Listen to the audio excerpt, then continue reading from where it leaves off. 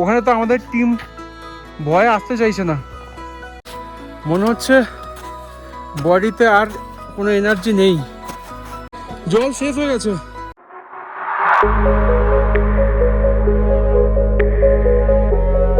হিমালয়ের হৃদয়ে এই ট্রেকটির মাধ্যমে আমরা 12,000 ফুট উচ্চতায় অবস্থিত বিশ্বের সর্বোচ্চ শিব মন্দিরে গিয়ে পৌঁছাবো।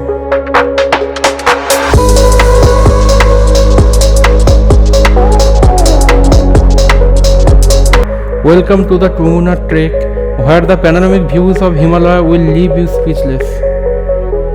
সকাল 8:30টার সময় আমরা বেরিয়ে পড়েছি চোপতা। কালকের হরিদ্বার থেকে চোপতা পর্যন্ত গাড়িতে এসেছি ট্রাভেলারে, আর এখন বেরিয়ে পড়েছি চোপতা থেকে টুঙ্গনাথ আর চন্দ্রশিলার উদ্দেশ্যে। ট্রেকটা প্রায় 5 কিলোমিটার হবে, 3.5 কিলোমিটার। আর এটা হচ্ছে সেই বিউটি, পুরো বরফে ঢাকা, এই দূর থেকে হয়তো দেখা যাচ্ছে। জীবনের ফার্স্ট ট্রেক, এটা খুব বড় না, ছোট বিগিনার লেভেলের, তাই খুব একটা ভয়ও পাচ্ছি না। আশা করি সব কিছু ঠিকঠাকই চলবে।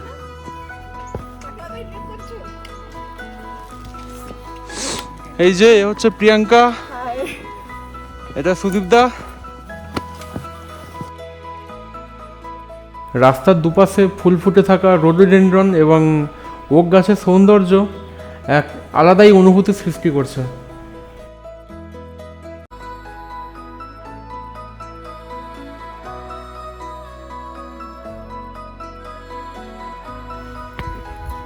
এই সাদাগুলো হচ্ছে ম্যাগনেলিয়াম, আর ওই পিঙ্ক ওটা হচ্ছে রোডোডেনড্রন।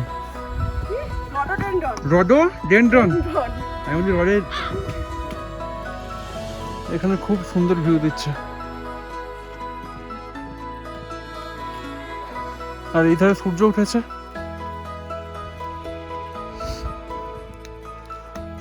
বরফগুলো সব জমে গেছে একদম, সূর্যের আলোতেও গলে না। ঠিক আছে তো, ঠিক আছো? হ্যাঁ এই তো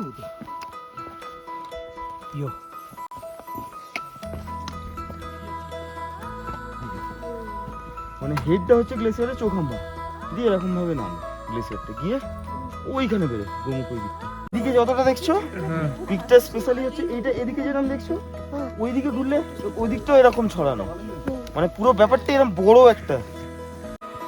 আচ্ছা কেদারনাথ থেকে লেফটে আসো, হ্যাঁ ঠিক দেখবে একটা এরকম রক টাওয়ার আছে, ওটা রক টাওয়ার। পিকটা দেখছো ঠিক গাছের বাঁদিকে, এটা হচ্ছে গঙ্গোত্রী।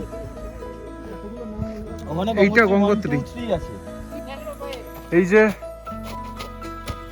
যখন পাথরের উপর দিয়ে বরফ পড়েছে, যাওয়া খুবই ডিফিকাল্ট, অবস্থা খারাপ হয়ে যাচ্ছে। ওখানে তো আমাদের টিম ভয়ে আসতে চাইছে না। এই যে সব ওখানে দাঁড়িয়ে গেছে, আমরা অনেক কষ্টে চলে এসেছি।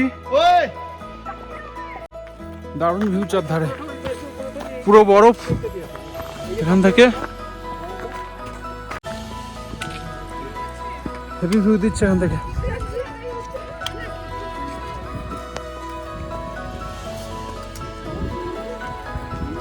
টেম্পারেচার অনেক কম, কিন্তু হেঁটে হেঁটে পুরো ঘেমে যাচ্ছি। জ্যাকেট খুলে দিয়েছি, তবুও পুরো ঘেমে যাচ্ছি, গায়ে কিছু রাখতে পারছি না। যেমন হচ্ছে এক্সারসাইজ গেঞ্জি পরে হাঁটতে হবে।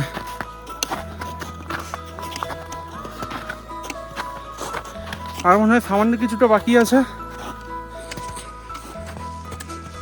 পুরো স্নো, পা স্লিপও খাচ্ছে। আর আমাদের টিম তো অনেক পেছনে থেকে গেছে।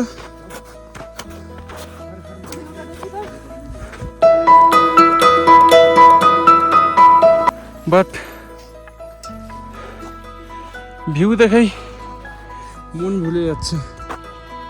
ও খুব ভালো লাগছে দেখে যে মাঝে মাঝে ডাস্টবিনও রেখে दिए। मैडम जी पानी दीजिए। प्यास लगी है। ভিউটা খুব সুন্দর, চারিদিকে বরফ।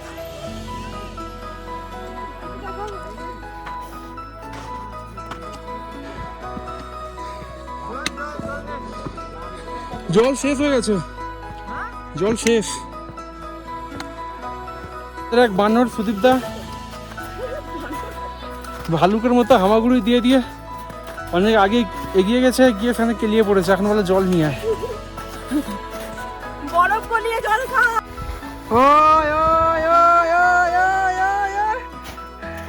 তার জন্য তুমি মেরে দাও বরফ।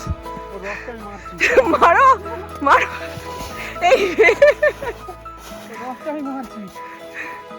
এই যে এরা বরফ ছোড়াছুড়ি খেলছে, আমার গায়ে যেন না লাগে।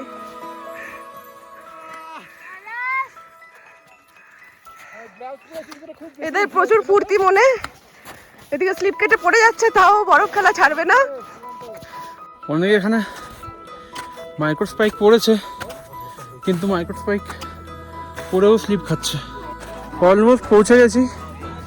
এটা মনে হয় একটা রেস্ট রুম। এখানটা তো হেভি লুক, ব্যাপক ভিউ।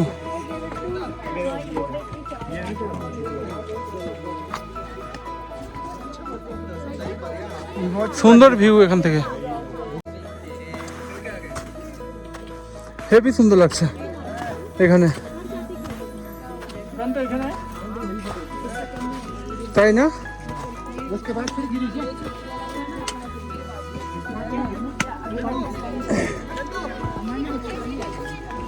ও নিচে ওখানে ক্যামেরাতে দেখা যাচ্ছে না, কিন্তু মনে হচ্ছে একটা ছোট শহর বা গ্রাম কিছু আছে ওখানে। হ্যাঁ হ্যাঁ, ওখান থেকেই আমরা এসেছি। গুলু পুরো তো এক্সস্টেড হয়ে গেছি, মনে হচ্ছে বডিতে আর কোনো এনার্জি নেই। যাই হোক, এই যে দেখা যাচ্ছে না হয়তো। আর এখান থেকে চন্দ্রশিলা প্রায় 1 কিলোমিটার আরো উপরে উঠতে হবে। আর জলও প্রায় শেষ হয়ে এসছে। গিয়ে দেখি চকলেট মকলেট খেতে হবে। আরে ভাই সাহেব তো উপর থেকে পুরো স্লাইড মেরে নিচে আসছে।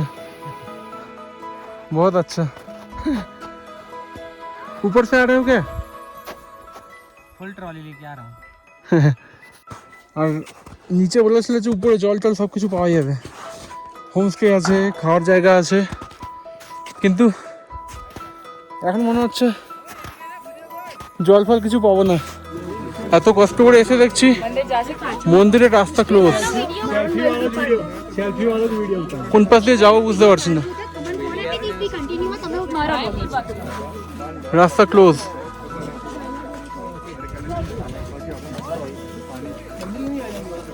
কি বলছে সুদীপদা? भाई जी मत जाओ, मत जाओ, सच में मजाक से हट गए, मत जाओ। কষ্ট করে এলাম, কিন্তু মন্দিরটা দেখতে পেলাম না। এরা যেতেও দিচ্ছে না, উঠছে ইলিগালি, কিন্তু লিগাল নয়। পুরো এখান থেকে সামনেও রাস্তা ক্লোজ হয়ে আছে।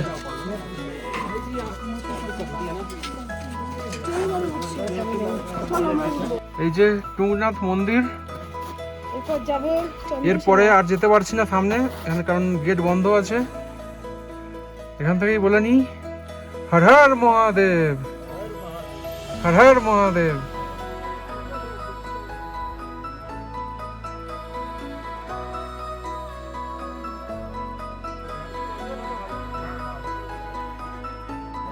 টুঙ্গনাথ ট্রেকিং তো হয়ে গেল, তো এরপর আমরা যাচ্ছি চন্দ্রশিলা।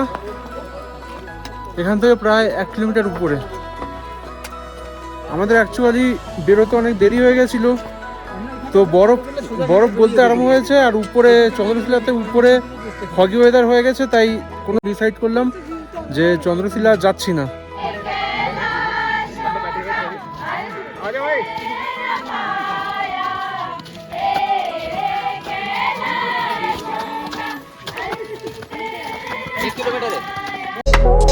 এই মেসমারাইজিং নেচারকে গুড বাই বলে আমরা আস্তে আস্তে নিচে নেমে এলাম, but the memory will last the life time.